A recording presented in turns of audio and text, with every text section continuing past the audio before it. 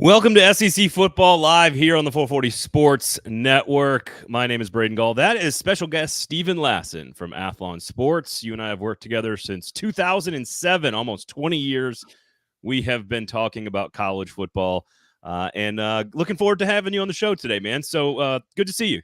Glad you're here, buddy. How are you? I am doing well, Braden. Thanks as always for having me on. I don't know if I should say thank you, though, for giving me this agonizing exercise of trying to rank the programs in the SEC, because right behind coaches, it's probably one of the more agonizing exercises that we do every offseason. But I enjoy it, and it's a little different this year with the two new teams coming in the league. Well, we did our All-American and All-Conference quarterbacks on our other product, the Cover 2 podcast from Athlon Sports. You can check that out. Of course, you can get all the SEC quarterback rankings on this here YouTube page on 440 Sports. That'll be up this week, so make sure you check that out. You and I have ranked all of the coaches, and we're going to continue to do all kinds of stuff when it comes to rankings all summer long. We got Dream Road Trips coming up. So please give us while we're here, before we get into how you should evaluate what a program is, and what makes a program great or a job great or the ability to win a national championship or not, and what are sort of the metrics we use to evaluate all this stuff, please click that little subscribe button or share it on Twitter or Facebook, wherever it is that you may be watching. That allows more people to get into the conversation and get into the comments, as we already have Bo in here. Good to see you, Bo. Always. And listen, Texas A&M, Bo's a big A&M fan, Stephen. He will like my list probably then. We're going to – Texas A&M is one of the most difficult to pinpoint in this entire conversation. So lots of stuff. So hit share, whether that's Facebook, Twitter, or YouTube, but give us a subscription as well. And, Stephen, where can the good folks find you and all of your great work? You can follow me on Twitter at AthlonSteven. You can also follow me over on Facebook and Instagram, Stephen L. CFB, at YouTube, all CFB 365. And be sure to keep an eye out on the newsstand, because that Athlon Sports preview magazine is coming soon. It'll be sometime in May, but before you know it, it'll be time. Yep, there you go. There's Bo. Good to see you, Bo. So here's the deal. We're going to look at all 16 teams. All 16 programs in the SEC. And, Stephen, you and I and a variety of other folks from Athlon have been doing this for a long time, where we try to look at ranking the job, the coaching job, the head coaching job, and sort of it's the same as ranking the program. And it's not all history, but it's some history. It's not all current. It's no current roster or sort of sanctions or things that can change. It doesn't involve who's your athletic director, for example, which can change. You hire a shitty athletic director, you can fire that shitty athletic director and hire a good athletic director.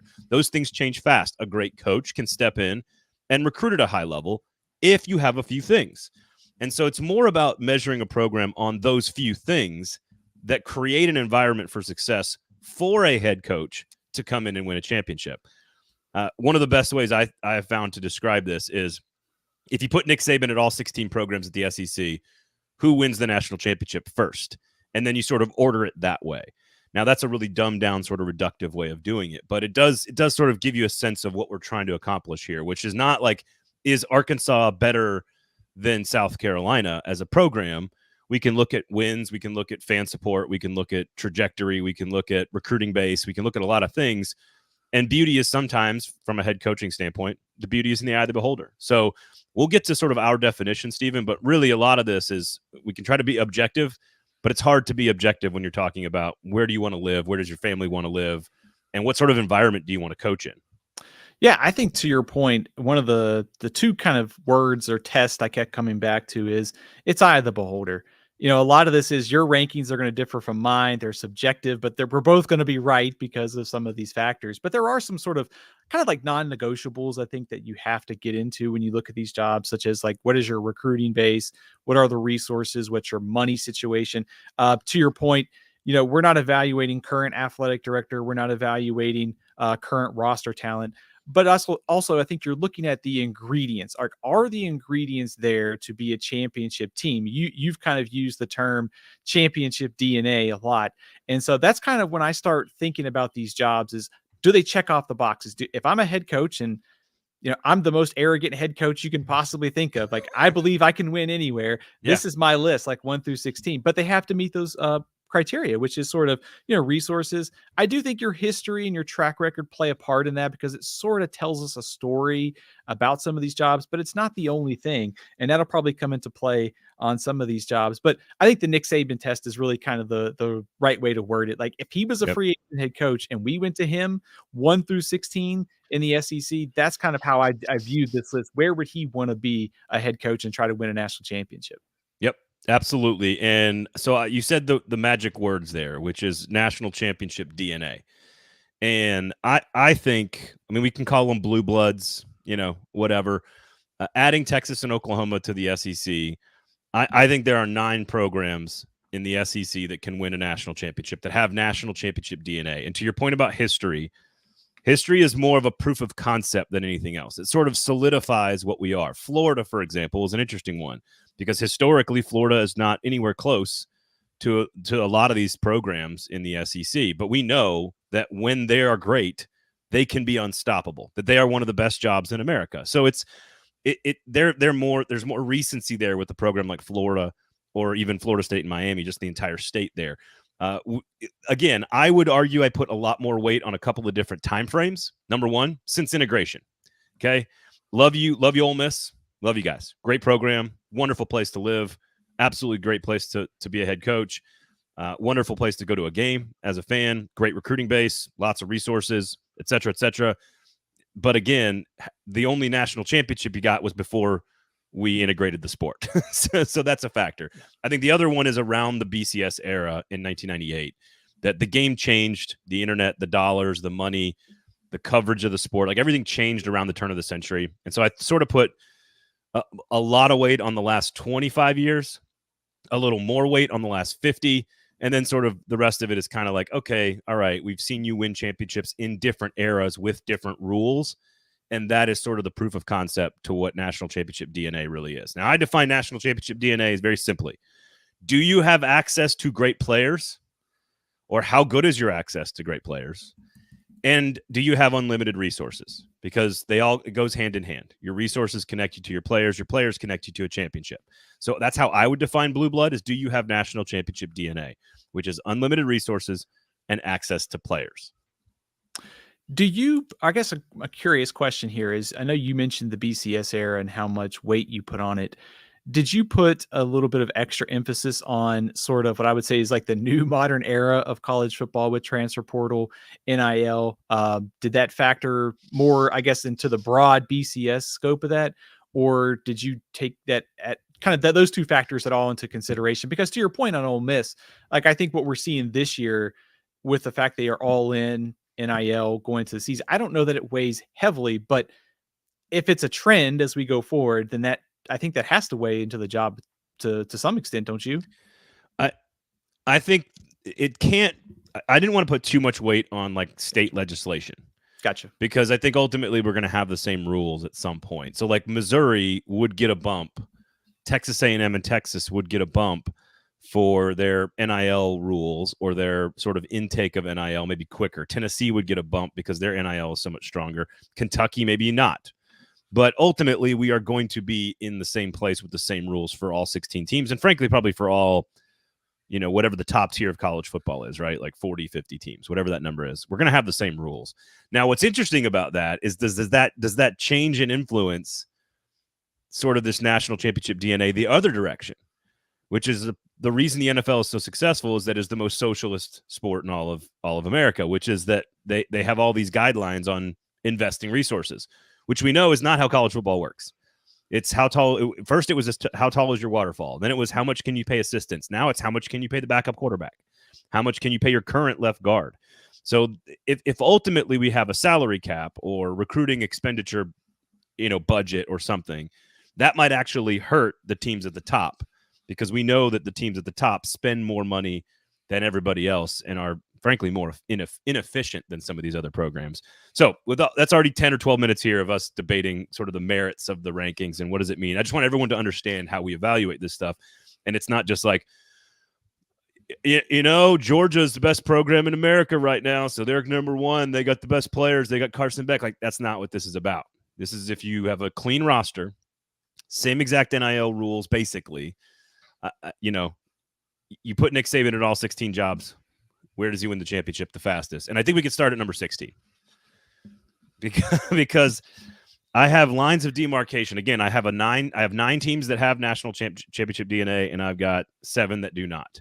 And then there's one at the very bottom tier that's on its own. And unfortunately, we talked about this last week on the show with Chris Childers, relegation is getting more and more top talk right now if these leagues expand. And Vanderbilt is far and away the worst program in this conference. We're not breaking any news here. We don't really need to explain it. They are just number 16 on the list.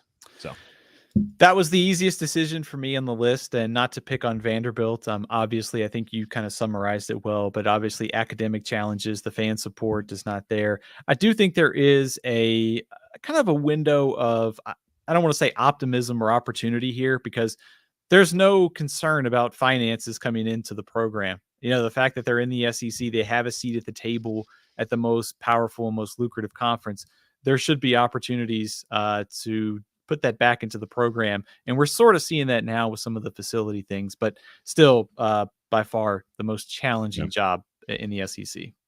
Yeah. And Bo chimes in, not going to lie, A&M was better prepared for this window of pay for play than most. We've been doing this for decades. Yes. And that is true for a lot of power programs. Alabama was honestly kind of slow on the uptick, honestly, to be clear about some of this.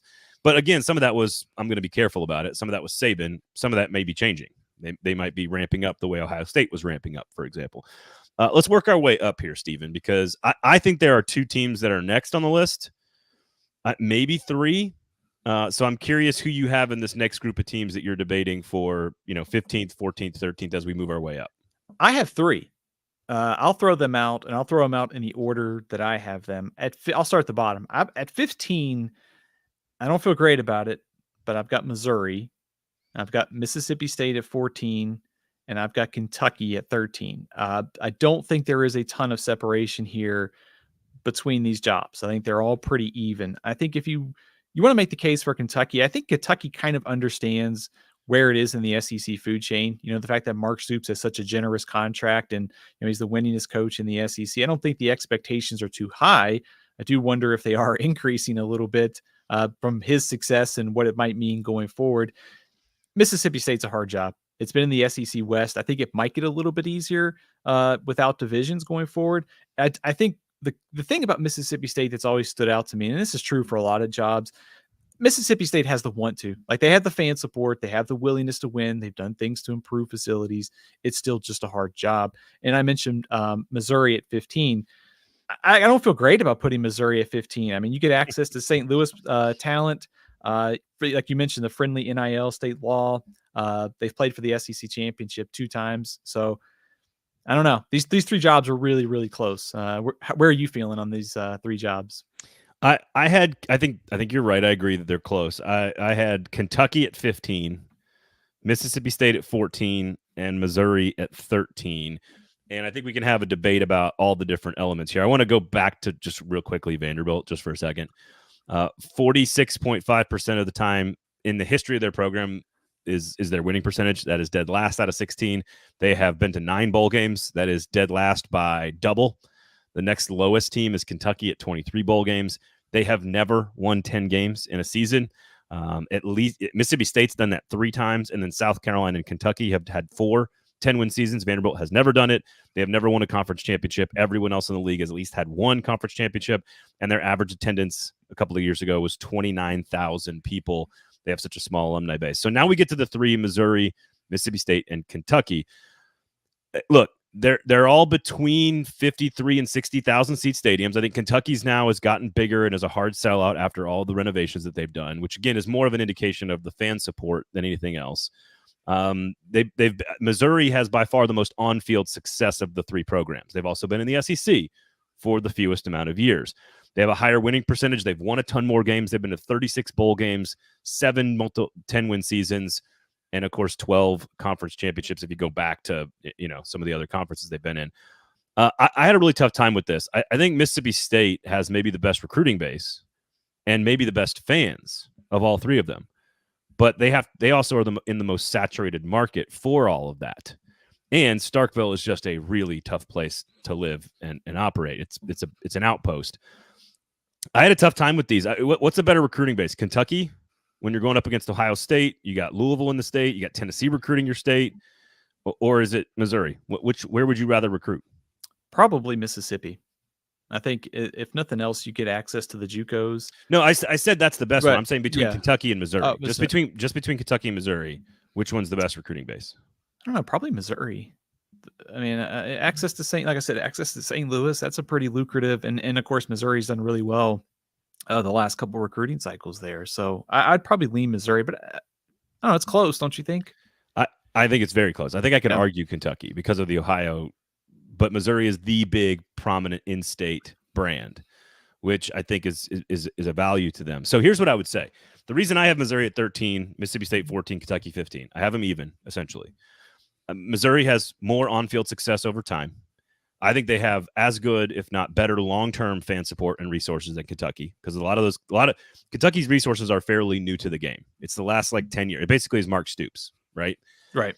Now they've had pockets of success, Bear Bryant, Tim Couch, etc. I think Mississippi State's sort of if you look at history, success, recruiting base, and resources and fan base, I could argue Missouri's the best of all three of them. I think Mississippi State's recruiting base is to your point, the best, but everyone else is in there all the time. Alabama's just down the road. LSU's down the road. Ole Miss is number one brand in the state.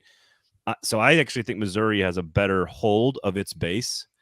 And again, far more on-field success when it comes to 10-win seasons, bowl games, championship competition. They won the division multiple times, which is more than Mississippi State and Kentucky combined. And, of course, we just saw them do it in the modern era as well, just last year. Also, don't forget that Mississippi State was number one in the college football playoff rankings that year. Not that individual season matters a ton, but I mean, still, you look at like we said, the modern era, and you see the success that Dan Mullen and Mike Leach have both had. So I think offensive-minded coaches have done pretty well there. I do think on terms of expectations out of this trio, I do think that Kentucky probably has the lowest, if that's fair, because like I mentioned with Mark Stoops, he has that generous contract where it was rolling over at certain 7-8 win type of season. So I don't know if that's fair or not, but if I'm a head coach, it's kind of appealing that I think Kentucky's done a good job of building up the facilities. I think they has maybe some room to grow in NIL, but at the same time, if you're a coach and you're getting that good of a contract and you sort of understand hey, it's a basketball school, the expectations are kind of in check. That's kind of one of the reasons why I went with this job at 13, considering there's not a ton of space between these three, I think. Yeah, I can understand that. And again, I think Mississippi State's sort of just, again, oldest stadium in all of college football history. They've got their own brand with the cowbells. The fans are spectacular. So I think it's a tough debate between these three. But I do think it's those three that are at 13, 14, and 15. You and I can have some disagreements here, but unfortunately, I think that's where those are. I don't know. I don't know if, and here's the other thing, I don't know if they can grow. I don't think the three of them can move up. I do agree that with no divisions, that does benefit Mississippi State, where it was a tougher job in the West. I think being in the conference as a whole, that's different now. I think all of these are going to be based on how's your schedule shake out this year is now going to be the thing. Is Missouri maybe the one that has the most upside, though, in this trio? Yes. I would think if resources, right hire, right recruiting could all hit. I mean, that's what's happening right now. Yeah. And also, maybe with Texas coming in the league, Oklahoma, Arkansas, that I think that they should be able to recruit Texas very well, maybe even a little bit more with those teams in the league. So have I talked you into Missouri over Kentucky? Better recruiting base, just as many resources. They're their own brand in the state, and they've got more success on the field, winning by a fairly large margin over Kentucky and Mississippi State. And the fans, again, 54,000, 53,000 for Mississippi State, 60,000, but that stadium's pretty new for Kentucky in terms of hard sellouts. I think Missouri's more of a football product than Kentucky is. I don't know. Have I convinced you? Maybe. I agree with that, though. I think Missouri definitely, from a football school perspective, Mississippi State's there, but I think Missouri probably more so than Kentucky. So okay, all right. The next three I thought were clearly the next three, but I feel comfortable with the order, but I also understand, just like with our last group, that there's a very good debate here with these three. So I'll give you mine. I have South Carolina at 12. I have Ole Miss at 11, and I have Arkansas at 10. I could see Ole Miss being at 10. South Carolina, my issue with South Carolina, they are they're not Texas A&M. Texas A&M's in a different tier. But South Carolina, to me, is one of the most fascinating programs in history because they have all of the things that we really care about when it comes to evaluating a program. I mean, 75,000 strong, great game day atmosphere, deep, rich, fertile recruiting territory in the Deep South. They were in the East for a long time when there was a lot of upward mobility, and yet they have won, I believe, one division. They've won one conference championship, and I think that was like in the ACC or something. 4 10-win seasons ever. 25 bowl games is a good number there. Like they've got everything you could possibly need, but they have walked, talked, and acted like a bottom tier program for most of their entire existence, except for on game days when the fans are among the best in the country. So I don't know what to make of South Carolina. Ole Miss has way more track record of success for forever on the field, winning percentage, bowl games. 10-win seasons, more than double the number of 10-win seasons. They've been in the SEC for longer. And Arkansas is way more accomplished than any of these other two. So it's very difficult to evaluate South Carolina. These three were very difficult to sort out. To your point, I think you could make a case for any of these 10 and any of these 12 and feel good about it. They should all be right in a row if you're doing these on a national level. But that's my three. I had the same three. So that makes me feel a little bit better that we're in concert here with one of three of the more difficult jobs. I've always been intrigued by Arkansas because, they're the fact that they're the only sort of Power 5 or Power 4 now school in the state of Arkansas. It's a massive brand. The fan base loves, obviously, the Hogs on basketball or football, and they've got the facilities. Like they sort of like we talked about with Mississippi State, they have the want to, they just don't have that in-state recruiting base. So you have to be good at dipping into Texas and some of Louisiana and some of the other areas. I like Ole Miss at 11 and South Carolina at 12. It was, again, these are difficult to sort out. I think what's interesting about Ole Miss is, Lane Kiffin just had the highest win total in Ole Miss history. A lot of success in the 50s, 60s, and 70s. A big gap of, So there's room to grow here. Since integration. Right. There's some room to grow here in the modern era of college football. And to your point, I think South Carolina, 4 seasons of 10-plus wins, all since 1984. Love the fan support. Great base of talent. You can go to Georgia, North Carolina, Tennessee. It's all there. But just the sort of high-level success, only one appearance in the SEC championship game. It's just not there. This is a really solid job, but I got it 12th as well. Well, also, you can get fired and make a whole lot of money. So all these jobs are really, really good jobs relative to the rest of the country. But again, Ole Miss, 56,000 average attendance, only 9 10-win seasons, 41 bowl games. So far more success than South Carolina. In terms of wins on the field. Ole Miss is close to a top 25 program nationally. South Carolina is not really. And it's interesting, like even those 10 wins that you're talking about, like I think 3 of them came all under Connor Shaw and Steve Spurrier. So much like Mark Stoops has sort of been the only thing in the modern era for Kentucky that's sort of gotten the program over the hump to a different tier. You can say, hey, 4 10-win seasons, but if all 3 of them happen with the same quarterback and the same coach back to back to back, it's hard to say that anyone else has ever been able to accomplish what South Carolina in your brain should be able to accomplish, which is again an extraordinary fan base. Arkansas is basically South Carolina with a deeper tradition, deeper history. Maybe more of a dominance in state, but less talent in state, and a deeper tie to their right next door to their big recruiting base, which is Texas, South Carolina, right next to Florida, and maybe Texas is more football crazy. I don't know. I think Arkansas. It's hard to look at their track record over the last 50 years, even pre-SEC, and see the number of championships they've competed for: 12 10-win seasons, 44 bowl games, a 58% winning percentage, which is like near the top of the conference. Top 25 all time in wins in college football history, elite resources.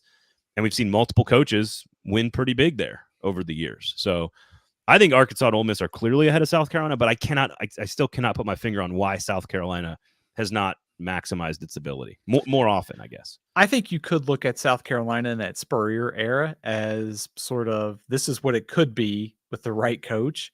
And I guess it's appropriate we're debating Arkansas and South Carolina since they came into the league at the same time. If they're sort of almost even, we think, in terms of this job hierarchy. I would be curious, and with each one of these jobs, I sort of debated: does the 16 teams, does it hurt? Does it help? Does divisions hurt or help?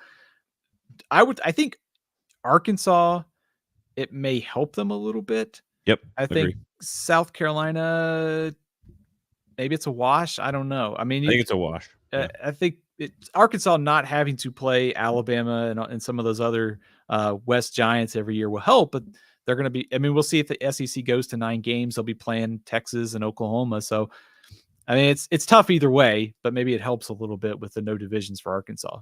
Yeah. And Bo says Bo's got who's again an A&M guy. Ole Miss gets less fan support than South Carolina. It's just the size of the stadium, and I think it's also the size of the market. Like Columbia, South Carolina is a much bigger city than, of course, Ole Miss, where Memphis is really like the biggest city in the area. A lot of Ole Miss grads will end up going to Memphis to work after school. It's just I've kind of come to appreciate Ole Miss more. Like, I've always loved the program. I've loved going to games. It's just a beautiful place to watch a college football game in all senses of the word. The aesthetics, as you like to say, are it's wonderful. But I also think they get undervalued a little bit because I think the stadium's kind of been quaint and the fan base isn't as like obnoxious. I think it's like it doesn't get as much respect nationally for sort of their historical success, I think. So, but I think, again, having them at 10 or 11 is not exactly like giving them, a national championship ring here. So. I mean, these are probably fringe top 25 jobs, like Arkansas, South Carolina, and Ole Miss are probably somewhere in that 17 through 25 stretch. No. 23 to 30. Okay. Is where I'd put them. I don't think any of them are top. Like, if you're talking about 18, 19, 20, 21, you're talking about Oregon, you're talking about Washington, you're talking about maybe UCLA, and I could argue Arkansas is better than UCLA. You're probably talking about Wisconsin and Iowa, two very big. There's a lot of wins in those two programs. So, although old Burt Bielema did leave Wisconsin to go to Arkansas, so there's that to consider. So I think Arkansas is got a case for being a top 25 program. I'm not sure Ole Miss or South Carolina do, but they're getting closer. And the more we move along in this exercise as the years go on, the more being in the Big Ten or the SEC is important. Just the way it is. Yeah, I was looking at sort of a rough top 25 list. I think that you and I put together at some point in the last couple of years. Yes, I save all my notes. But we had, I think, South Carolina and Arkansas and Ole Miss as sort of in that 20 through 25 range. And most of it is Big Ten and SEC, and the Florida States, Clemson's, and Notre Dame's outside of that. All right, so we have the same 9 programs that are above the double dotted line. I've got the double dotted line there, which is like the haves and the have-nots, unfortunately, in this conference. And I think there are 3 on the top, like maybe a separate tier on the top, and I think we agree on who those 3 are. So let's flip back to the top. And do you agree that there are 3 programs, 3 jobs that are better than everybody else in the SEC? Yes. I have 3 in tier 1. I'm going to say this in alphabetical order for the sake to start the conversation. Alabama, Georgia, and Texas. Are those the top 3? Yes, that's what I have. Okay, that's what I got as well. So there are only 3 programs, according to Forbes, in college football that are worth over $1 billion as a brand, as a company, whatever you want to call it. And that is Ohio State, Alabama, and Texas. They're the only 3 programs that are worth over $1 billion in terms of, like, hey, the Dallas Cowboys are worth $8 billion. Like, what are these college football programs worth? Those are the only 3. And I think you could argue Ohio State is the best job in America because of its total dominance over the Big Ten over the last however many years. Like, it's so clearly the best job in the Big Ten that I think you could argue it's number 1 overall. The debate here is that Alabama, Texas, and Georgia, all 3 of them could be considered number 1 in the country, number 2, number 3, number 4. I think Ohio State's the only team in America that is on the same tier as these three, even with, I don't know who else would even be in the mix. I don't think Penn State or Michigan or Notre Dame are there. I don't think USC is there. I don't think Florida State, maybe. I don't know.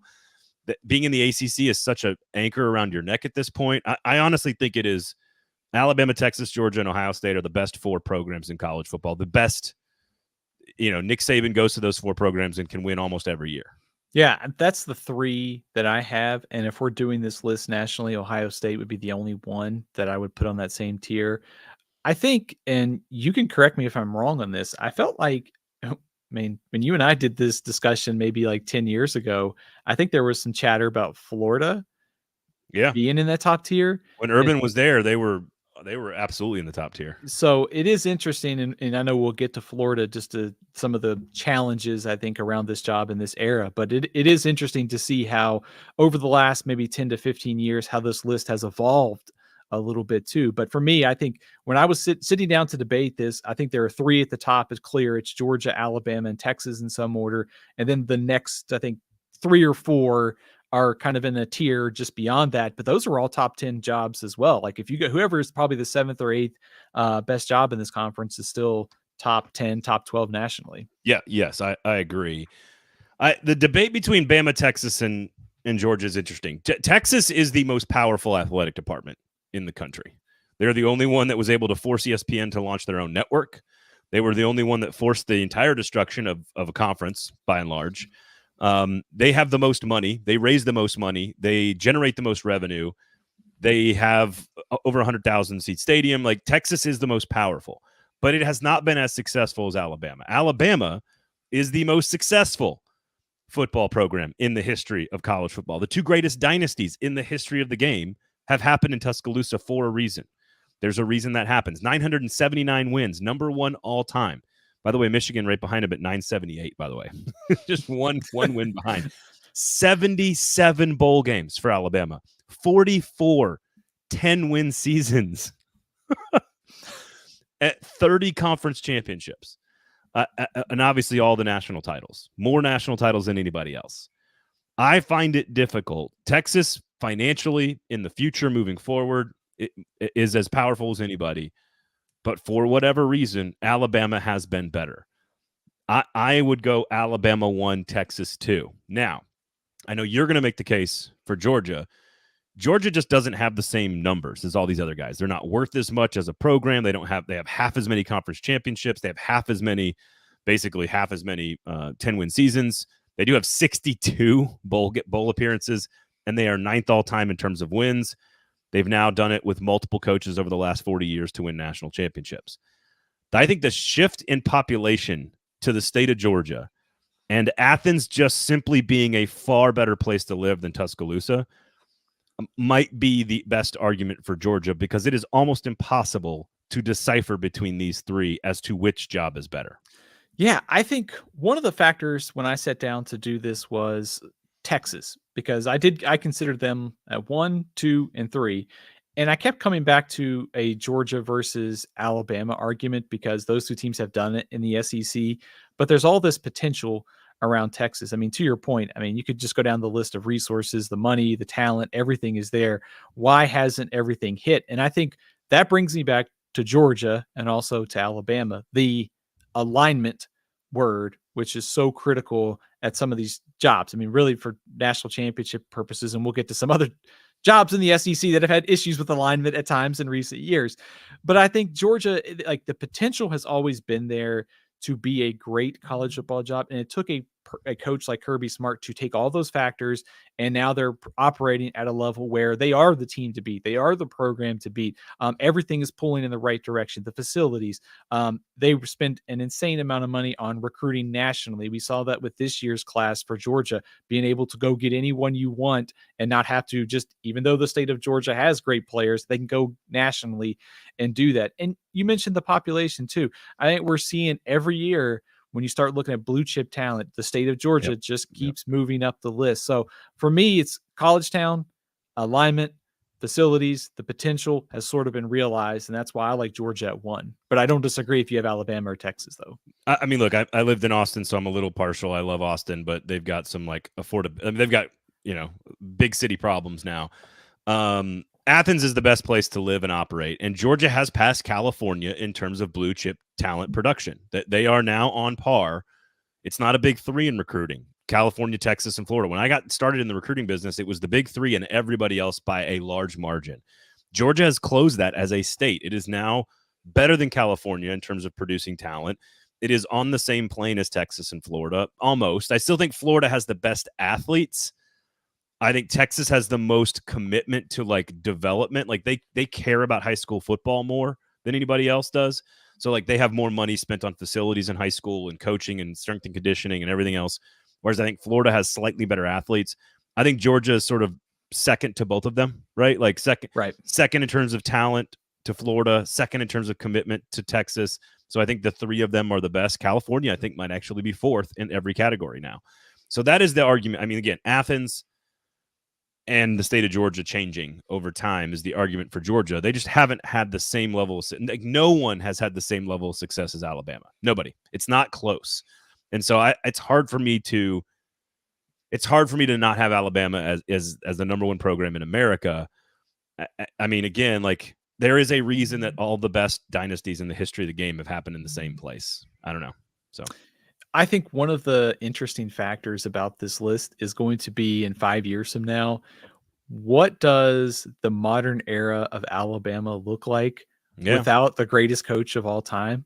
And we saw this after Nick Saban retired, there was a lot of chatter about trying to catch up in NIL. So that's the task for Kalen DeBoer, is to get this program sort of in some of these areas, maybe where they are just a little bit behind, to get them caught up. But as far as the Alabama job goes, I think maybe one of the only, when you're trying to decipher between Georgia, Texas, and Alabama, the in-state recruiting base for Alabama is strong, but it's not as strong as Georgia. And it's not as strong as Texas. That's true. But they've got the fan support. They've got the tradition. They've got the resources. Basically, I would say they want to win national championships, and they're willing to do whatever they can to do so. Yes. So that weighs heavily into all of this. But I think it will be interesting to see, without two of the greatest coaches at 1 and 2, Bear Bryant and Nick Saban. Now that the greatest coach of the modern era is gone, what does a Alabama and Kalen DeBoer era look like? Yeah, Bo says it best here. It's our state religion, Braden. Friday night football in Texas is church. I know. I went to a high school that won a 5A state championship in Texas. I played on like the 4th team. I didn't even make it to the 4th team. But I was like a Thursday night football guy, because middle school played on Thursday nights. But in middle school in Austin, we actually played on Westlake's field. On Thursday nights, we'd play our games, and we thought it was the coolest thing in the world, because we were going to play on an AstroTurf field against, and this is in the late 90s. So it was like an AstroTurf field with crowds of like hundreds of people watching middle school football. So I agree with you. Drew Brees was my quarterback my freshman year, and we won a state championship. And Westlake, I think it's Cade Klubnik at Clemson. I think it's Nick Foles. They've just churned out people at that high school. Lake Travis wasn't even a thing when I was in high school. Lake Travis didn't exist, and now it's turned out like multiple NFL starters as well. Tyler says, MIZ, good to see you, Tyler. Of course, thanks for joining us. Please share the show, by the way. We have the Missouri Tigers at 13. I have them at 13. Stephen has them at 15, so take out your anger at Athlon Stephen. So there you go. You'll have to rewatch, Tyler, our explanation for oh, that's right. Chase Daniel went to Westlake. That's right. No, did he really? Are you sure? Are you sure Chase Daniel went to Westlake High School? I don't. Maybe he did. I know he was a big time recruit when he went to Missouri. Okay, we're gonna piss off Bo here because he wants A&M to be next. I don't think that you can make the case for A&M next. I think there's only 2 that are next in my debate. Who do you have next, and how did you settle on 4th? Because I think 4th and 5th are their own little mini tier here in the SEC, and I think they're the same program, and I think it's because they're both a little crazy. I went LSU and Florida. All right. For my next 2. But I don't think the next 2 are that far behind. So I will be curious to hear who you have 4 and 5 and what you think about my assumption there of the next 2. Now that I'm looking at this list, because the ones we have left are LSU, Florida, Auburn, Texas A&M, Oklahoma, Tennessee. All of them are batshit crazy except for Oklahoma, really. Oklahoma's like the most relaxed of this entire group. But I have LSU at 4. I think it's pretty obvious that if Les Miles and Coach O can win national championships, you're a pretty damn good program.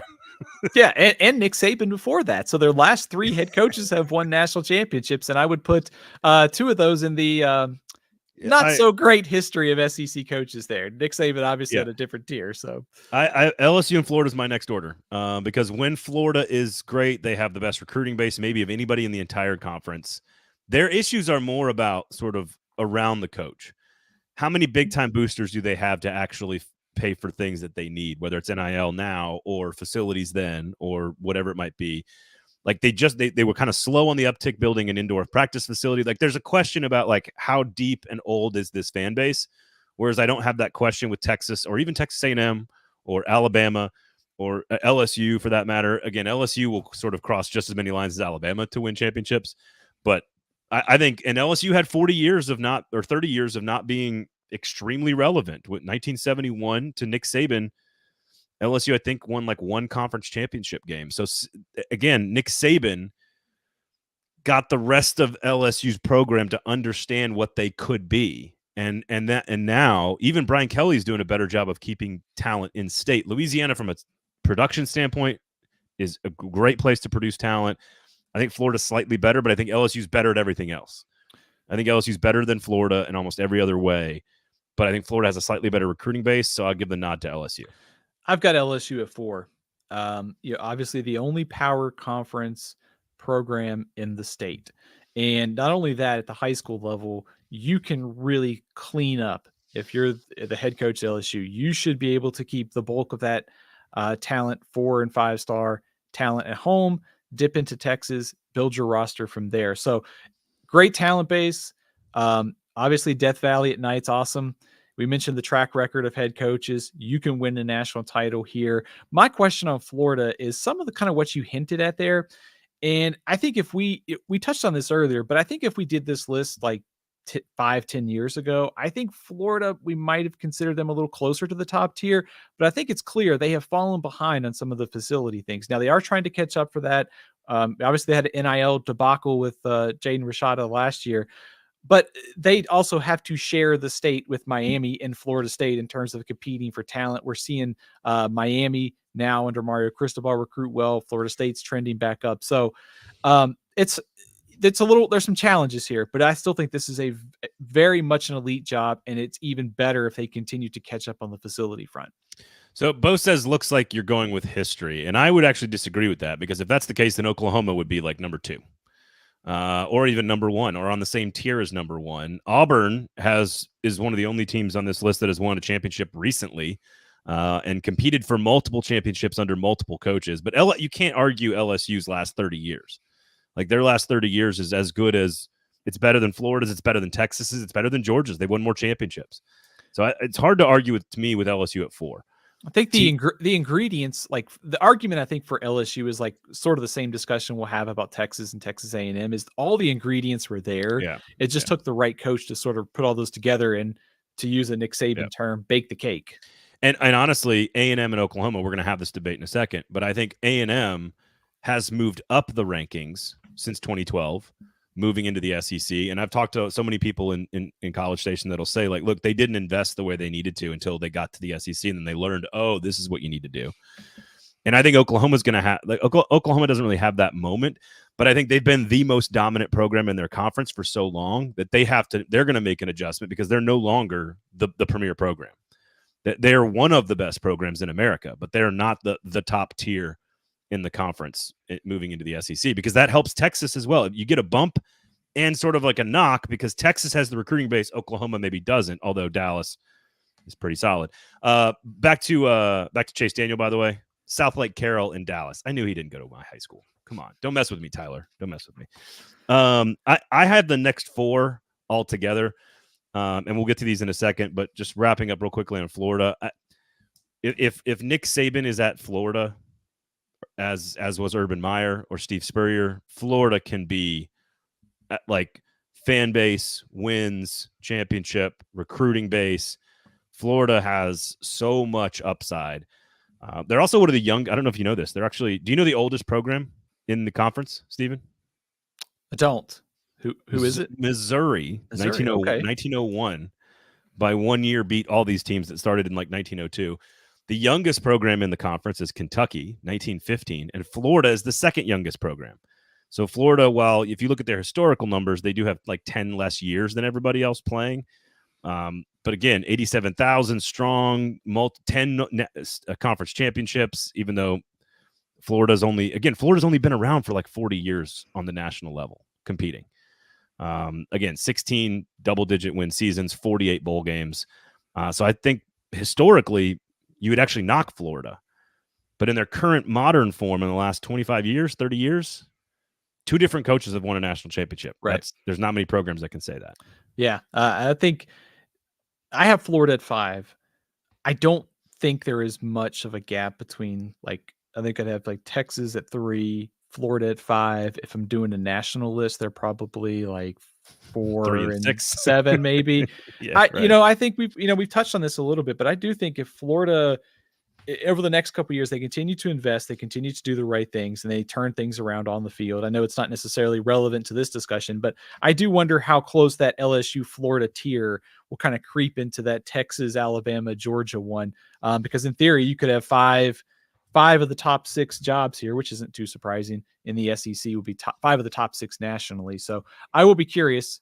In 5 years, I'm going to call you and ask you what you think about the Florida job if they continue to do the right things.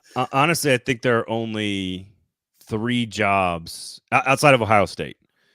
I think it's Florida State, Clemson, and USC. I think are the only 3 jobs that I would even begin to consider being in this realm. I think Michigan, Penn State, and Notre Dame are on a tier that is below them because they just do not have the same 6-hour radius of recruiting base. They just don't. For sure.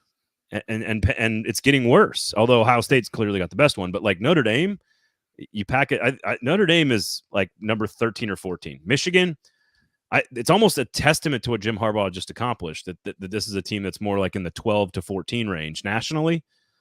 Like if you told me where I was going to work, Tennessee, Oklahoma, Auburn, A&M, I might go to all these places before I'd go to Michigan or Penn State. I would too. Because the recruiting base is so much better.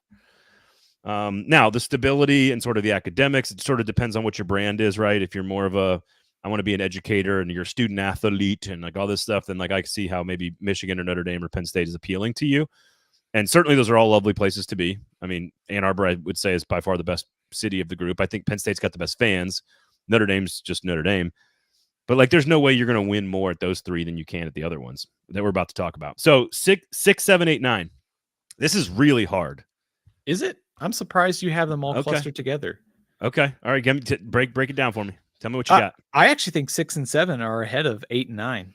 Not by much, but I think there was a tier. I have Texas A&M at 6. I considered A&M at 5. I think this is our sort of the discussion that we had with LSU is they have all the right pieces. It's hard to understand, like, to your point, they didn't invest maybe as much in football as they should have, and they've turned that around. I mean, they've got everything they need to win. They've got the in-state talent. They've got the facilities. They have the investment, the NIL stuff. I think Texas coming into the SEC probably hurts a little bit, but at the same time, if I'm a head coach and I'm looking at this, and again, I'm the nation's most arrogant head coach, and I know I'm going to win. I'm looking at this going, man, all of the ingredients are there to win at a high level. So I have A&M at 6. I have Oklahoma at 7. We've talked a lot about Oklahoma just being a recession-proof program. I mean, just 4 losing seasons since 1980. They can recruit the heck out of the state of Texas. I know they don't have the in-state as the Longhorns or the Aggies, but alignment, that's the word that we've talked some about. But with AD, president, football coach, I mean, you want to win games.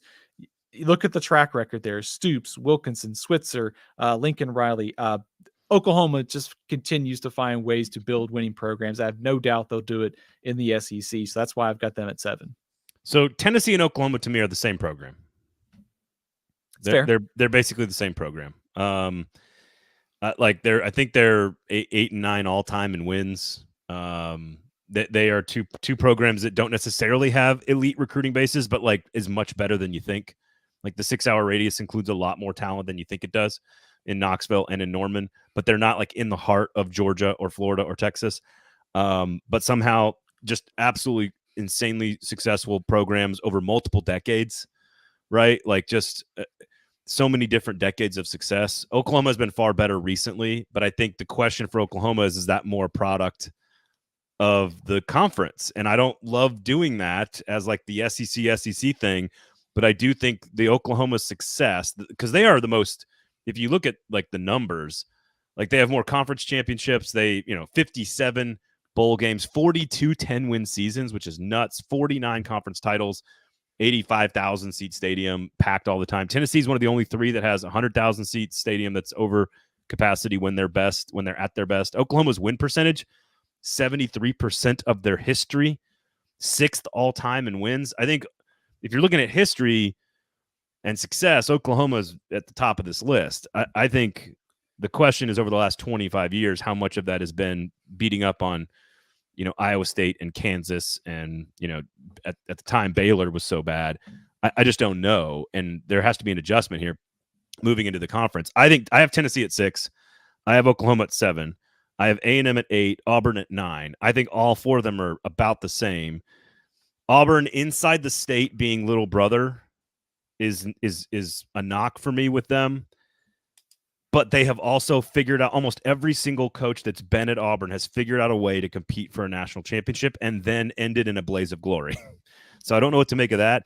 And then A&M is every single ingredient you need to be, top 3 on this list. But for whatever reason, it's never worked. Like South Carolina, you just look at this program and you go, why? Like, what is the thing that's keeping them and holding them back? Why is it that they keep making, weird decisions with coaches or, whatever? And being in the SEC, seeing how well they can recruit over the last 10 years, I think is a testament to sort of the insight as to where this program could go. I would have all of them in the top 12. All of these 9 are in the top 12. I think the 3 that I would put in there would be Ohio State, Florida State, and Clemson, maybe USC. So maybe it's 9 of the top 13, maybe. So you would have Auburn ahead of Michigan and Notre Dame. I think so. On our national I think list? so. Definitely ahead of Notre Dame. Absolutely. I think they're on par with Michigan. I think they're about the same. They're close. I thought doing this, this range 6, 7, 8, 9. I thought Auburn was clearly 9, but they're, to your point, they're a national champ. They have that national championship DNA. I mean, Gene Chizik led the team. Maybe it was just Cam Newton to a national championship. They have all the things that you want, though. I mean, they've got a really solid recruiting base. To your point, that there is the sort of little brother thing. They're also their other rival, Georgia, is at the top of college football right now. But there's also this behind the scenes mess that tends to happen every 5, 6, 7 years. Mm-hmm. And so that alignment word that we like to talk about, I don't know if it's necessarily been there at necessary times for Auburn. It does feel like maybe they're trying to reverse that with some of the hires that they made, but we'll see. I mean, I thought they were 9, but very solidly a top 15 job for me. I love the comparison of Oklahoma and Tennessee because it really is like, it's true. They're the same. I hadn't really thought about it until now, but incredibly passionate fan bases.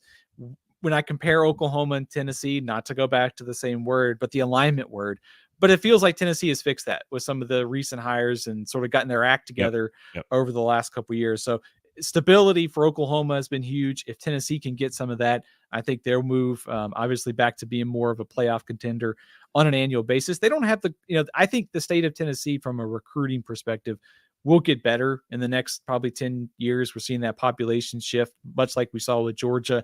It won't get to Louisiana, Texas talent level, but I do think there are some opportunities with the state growing. And of course, Tennessee's huge, obviously in the NIL space. So this is a very, very solid job. And if the alignment, right hires are there, Tennessee will be back as a national championship caliber contender again. So I think Bo makes a great point here about bad decisions. I'll go with bad decisions. I think talking about Texas A&M and some of the things that have held them back. He's an Aggies fan. And then looking, Purple Orca here says, tough thing about A&M is that they're in the same woods as Texas. Then Oklahoma has the North Dallas area, which is closer to Oklahoma than Austin by nearly an hour or more. And look, LSU and A&M overlap. Alabama goes into Texas and Southeast Texas and recruits as well. But I think the reason I went with Tennessee, and it's sort of like a combination of all, because again, we're splitting hairs here. The team that's had the most on-field success has been Oklahoma. The team that has competed for the championships has been Auburn. A&M, I think, has the most inherent advantages of these four. But the group that I think puts more things together at a higher level, and then there's proof of concept of that over time, is Tennessee. Because Tennessee's the one with the 100,000 seat stadium, the number one biggest brand in the state by a large margin. They're the ones that have won national championships, multiple coaches over multiple different eras of football. You look at their resources, second to none. There's very few teams in all of college football, like A&M, that have the resources that Tennessee has. And to Bo's point about bad decisions, no program on this list or any other list is immune to bad decisions. You can every good program with smart people can hire shitty athletic directors and shitty coaches and make terrible decisions at coordinator or recruit the bad. Like, we're kind of removing all of that. No program is immune to that, although Oklahoma and Ohio State seem to be the least affected by it. But to me, Tennessee and the 6-hour radius around Knoxville, people do not realize this. You can get to Richmond, Virginia. You can get to Valdosta, Georgia. You can get almost to Jackson, Mississippi. You can get deep into Ohio, deep into Kentucky. You can get to Pennsylvania. Like, you can get the 6-hour radius around Knoxville is loaded. You can get to the Raleigh-Durham area. You can get to Charlotte. It is loaded with talent around Knoxville. Saturated, Clemson, Georgia, go around the list. There's lots of people that recruit that area, but it is way deeper and more talented within 6 hours from Knoxville than anybody realizes. So again, I'm okay with any order, honestly. If you think it's Texas A&M, fine. Resources, location, understand that argument. If you think it's Auburn because they've competed for national championships more than these other guys, I'm fine with that. If you think it's Oklahoma because they've been the most consistent and the best winning program over a long period of time, I'm okay with that. I think Tennessee has a little bit more of everything if they are good. If Nick Saban is there in Knoxville, I think Nick Saban wins 4 national championships at Tennessee, just like he would at Alabama. Where did you have Tennessee 6 on the list? I have Tennessee 6, Oklahoma 7, A&M 8, Auburn 9. Give me your list again. I have Texas A&M at 6. I have Oklahoma 7, Tennessee 8, Auburn 9. I would say this on the Nick Saban test. If I'm looking at this, if I'm sitting here guessing what Nick Saban would do, he's probably looking at the talent at Texas going, if I got a chance to go to A&M, it's going to be hard to pass it up because of that in-state recruiting base. And that's kind of one of the reasons why I like them over Tennessee. But, Auburn is so interesting because, they've had all these challenges with Alabama and Georgia, and yet they've, managed to somewhat be successful beat Alabama yearly. But it's also what drives them freaking bonkers, too. It drives them insane. Right. It drives them so insane. And I love you, Auburn. I think Auburn is one of the coolest cities in all of college football. It's one of my favorite places in the country. I like it way more than Tuscaloosa. Sorry, Alabama fans. I like Auburn way more than Tuscaloosa as like a person. Like, going to watch a game, I'd go to Auburn. I'll go get me some barbecue from the Hound, go have a nice dinner at Acre. Like, I'm all about it. I'm all about Auburn over Alabama. But like, it's in the water, man. Like, there's Terry Bowden went undefeated. And then got the entire program suspended. Right. Like, it's just nuts. It's nuts how they are. Purple Orca's with you. He says he's more with Steven on his list, but all these programs have enough to win. That is ultimately the most important point. These top 9 programs in the conference all can win a national championship on any given year with the right people in place. Yes. And there is no conference I think all the other 3 conferences in America, the big ones, combined, don't have 9 teams that can do this. I think you're talking Notre Dame, Michigan, Penn State, Clemson, Florida State, maybe Miami, and USC. And then I guess you have to sprinkle in Washington and Oregon. You're talking maybe 9 other programs in America that can compete with these 9 programs in the conference. So, and Kyle, good to see you, man. Thanks for coming over and joining the show. Thank you. Hey, I wanted to ask you about Tennessee because I feel like you'd probably be the right person to have a good feel in this. Tennessee, with Georgia rising, you also have Alabama under Nick Saban. Tennessee won a national championship in '98. And of course, I don't think Georgia or Alabama or LSU were operating at this level. You also have now Texas A&M, Oklahoma in the league. Do you think that hurts Tennessee at all? I mean, I think Tennessee has the right ingredients, but I also think the fact that Georgia and Alabama are just better than they were than 98 or the 90s at times now more consistently will hurt Tennessee to some extent. Do you agree? Are you suggesting Kirby Smart is better than Ray Goff? Yes, and Jim Donnan, by the way. Again, that's more cyclical. Like, if you find your version of Kirby Smart, that's what we're talking about here. Like, if you find your Kirby Smart, how good can your program be? If you find your Nick Saban, how good can your program be? And I mean, Tennessee, from a resources standpoint, is on the same level as A&M, which is largely second to none. I do think Georgia has a better recruiting base, but again, not that different. Like, it's a couple hours drive down the road. You know what I mean? And you got the mountains there, you know, that are like in between that like block the recruits from changing sides. No, I don't know. I think Tennessee is a more holistic program with a better track record of success, but I think they also have a little bit of Auburn in them where they can act a little crazy too, at least in the last 15 years.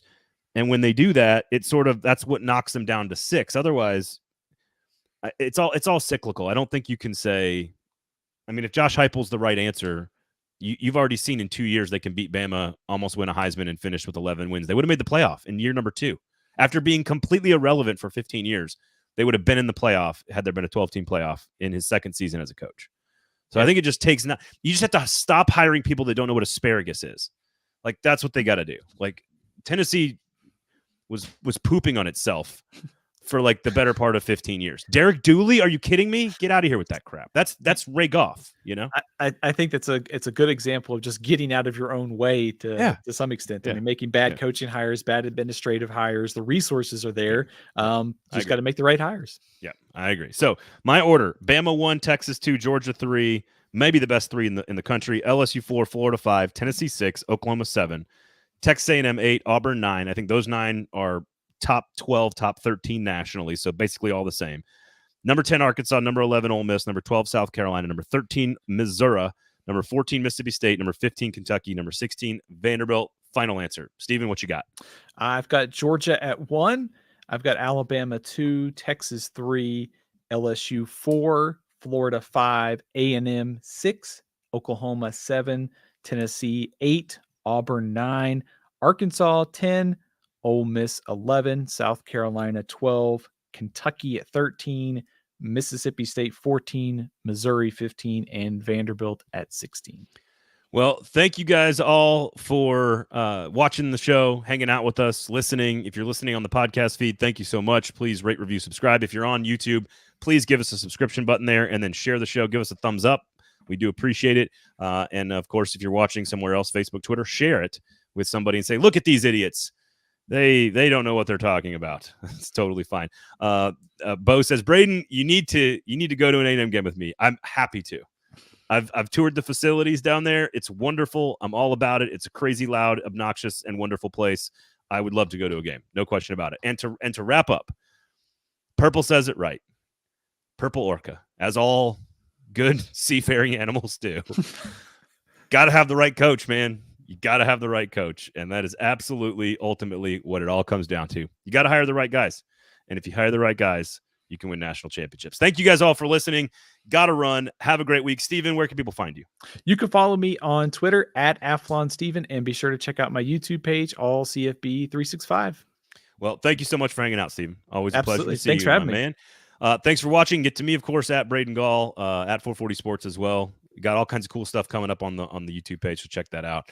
Otherwise, have a great weekend, everybody. Thank you guys all for watching. Do appreciate you guys. We'll see you next week. Thanks.